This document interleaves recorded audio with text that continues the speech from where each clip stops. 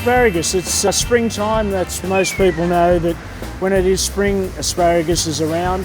It's beautiful this at the moment. There's a lot of it. Because the restaurants are closed, that's 50% of the market gone. So it's very good value in your local greengrocers. The demand is down a bit, so the price is down. It may bounce back up when the restaurants open up, but at the moment it is very good value. The heaviest quantities are about to start very shortly, so go out there and buy as many as you can and help the growers down in Rup. It's about an hour outside of Melbourne. It's a very sandy area. That's where asparagus. Asparagus it's a grass, and it grows very well down there. It's probably the biggest area in Australia. This is very labour intensive.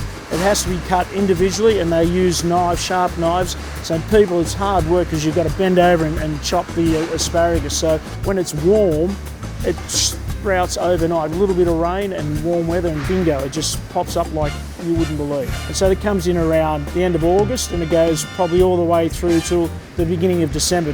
Then it gets too hot and it's no good for asparagus. But it is so versatile. Look, I use it a lot on the barbecue. I love it on the barbecue. It gives it that charcoal flavour, but you can saute, steam it, boil it, roast it.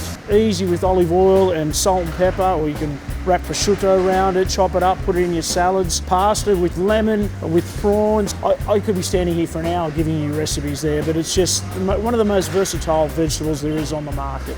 The citymarkets.com.au will have recipes to meet everyone's needs. So look that up and away you go. Cook some today, cook some every day, because the next few weeks there's going to be a lot. You can eat it raw. You just break the base off, which is where probably the most woody. That leaves you with asparagus just like that there. The amount of nutrients is fantastic, calorie free. It's just a great line. Support your local greengrocer is probably the best thing to do there, because it's definitely a better choice. And buy asparagus and whatever else they have there in store.